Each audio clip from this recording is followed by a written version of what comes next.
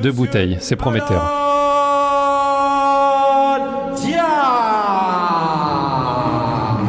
On enchaîne tout de suite, Mitch, avec le deuxième combat de cette 11e nuit des combattants. On sera toujours en K1 chez les 62,5 kg, mais cette fois-ci en 3 rounds de 3 minutes. Et le premier combattant qui sera coin rouge de la team Abzaoui, Alan Diaz. Alan Diaz, combattant expérimenté dans la catégorie des 63,5 il me semble. Voilà, il est sur son dernier combat sur une victoire aussi. Voilà, très technique. C'est un combattant très technique, spécialiste aussi du kickboxing. Monsieur Alan Diaz pour ce deuxième combat. 27 ans Alan Diaz, 15 combats, 12 victoires. Il sera opposé au boxeur coin bleu, pensionnaire du club Muay Thai Plouzane, monsieur Thomas Pipé. Et tu nous parlais précédemment, en prenant l'exemple de Théo Télès qui venait de Gironde, de la qualité qu'il y a en province aussi, pas uniquement en Ile-de-France, Mitch, concernant les kickboxers. Eh bien, Thomas Bibé vient lui de Bretagne et il est notamment champion de Bretagne de Muay Thai en 2017. Il a participé au championnat du monde WMF en 2019, vice-champion du monde WK en Muay Thai 2019. Donc là aussi un beau combattant, et ce qui prouve qu'il y a de la ressource en province. On a hâte de voir ce deuxième combat qui s'annonce lui aussi prometteur. Oui, on a souvent tendance à dire que le gros du panier se trouve en région parisienne, mais voilà, on a des très grands combattants aussi en province et on va voir aujourd'hui ce qu'ils sont capables de nous montrer. Et l'arbitre, monsieur Bernard de Frottin. C'est parti, deuxième combat de cette nuit des combattants. Alan Diaz, coin rouge face à Thomas Bibé, coin bleu. Thomas Bibé très longiligne, là on voit qu'il utilise ses jambes pour maintenir la distance. Un travail de cadrage pour Alan.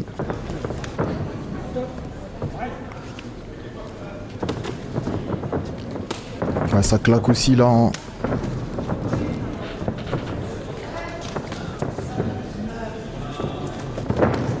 Oh, très beau balayage là sur le low kick. Il était un petit peu surpris, je pense. Ouais, Thomas Bibé qui se retrouve. Oh, la belle droite, attention. Il faut lever les mains. Oh là là, deuxième fois au tapis. Ah, ça part fort. Ça part fort du côté d'Alan Diaz. Oh, le back fist, attention. Ah ouais, chez les 63,5, vraiment c'est explosif. Là on voit que Alan, voilà, il lui laisse même pas une miette sur le ring. Il lui marche dessus vraiment là complètement. Là aussi c'est l'expérience qui parle. Belle droite là en contre. Ah, ça claque au niveau des low kicks là. On ne ménage pas ses efforts.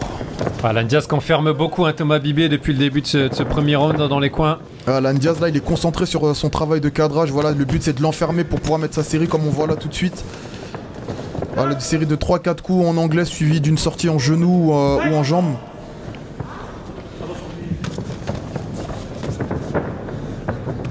Il dégage aussi une sensation de puissance là, Alan. On voit qu'il tape vraiment pour faire mal.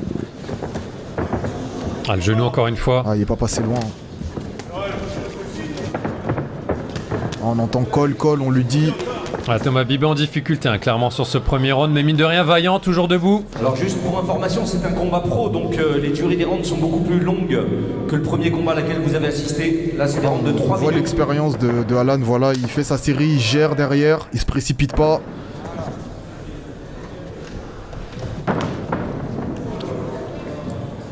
Faut bien lever les mains là. Oh, attention, ce beau crochet au corps là. Ah, belle, ça a belle bien claqué fort. Allez, on va arriver dans les dernières secondes de ce premier round. Un petit coup au niveau des parties.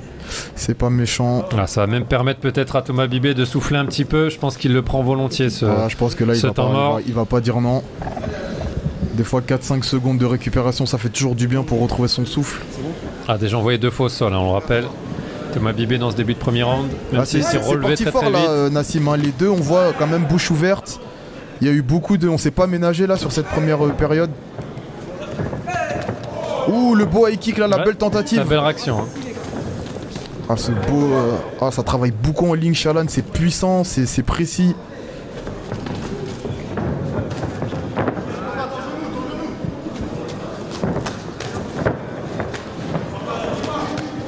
Ça travaille au corps aussi.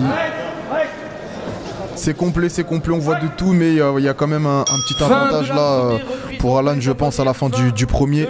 Ouais, clairement. Hein. Il t'enferme dans le coin, reste pas dans le coin. Tu vois, quand il arrive sur toi et qu'il t'enferme dans le coin, pivote, fais le pivot, sors du coin impérativement, ou travaille ton genou. Toi, tu restes bloqué, garde un peu de distance et travaille tes middle comme tu faisais. Jambes avant, jambes arrière avec des types. T'as pas sorti un type puissant. Double ton type dans la bouche. Il avance droit, regarde. Il avance droit. Je suis d'accord avec ce qu'il dit dans le coin là, de Thomas, parce qu'il est beaucoup plus longiligne, beaucoup plus grand.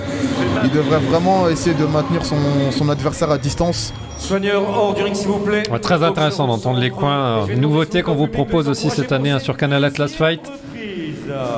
Allez, c'est reparti, deuxième reprise dans ce deuxième combat de la 11e minute des combattants entre Alan Diaz et Thomas Bibé chez les 62,5 kg, combat pro en 3 x 3 minutes. C'est du K1. On va voir si justement Thomas Bibé arrive à appliquer les consignes qu'on a entendues de son coin. Voilà, il utilise les jambes, mais c'est très difficile face à un boxeur de la trempe d'Alan qui casse beaucoup la distance. Difficile là d'établir un périmètre pour Thomas. Il devrait être sur une défense de zone, voilà, travailler avec ses front kicks, son bras avant. Mais voilà, Alan là, il est en mode sensu, il lui laisse même pas un mètre. Très compliqué. Aïe aïe aïe, attention au déséquilibre.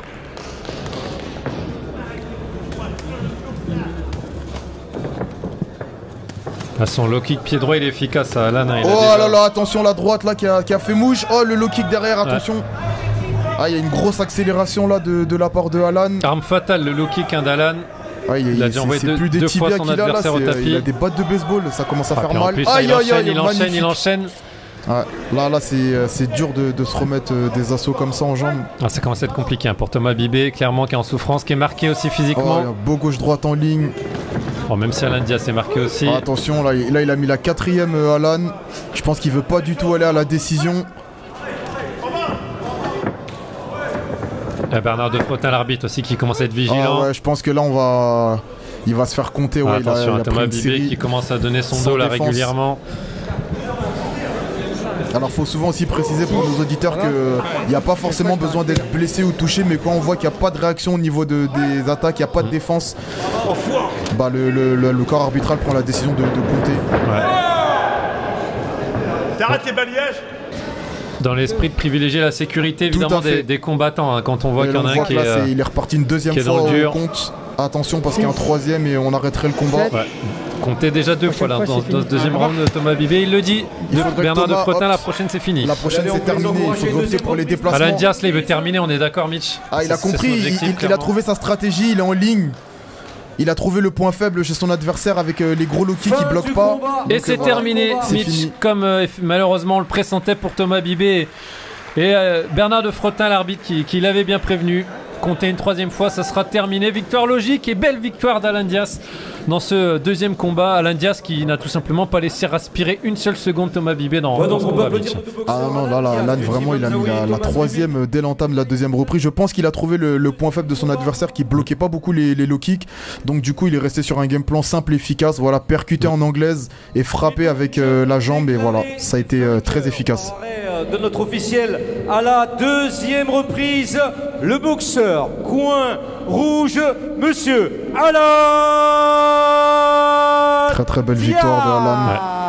Eh bien elle est partie fort cette 11e minute des combattants Mitch, puisque là sur les deux premiers combats on a vraiment eu des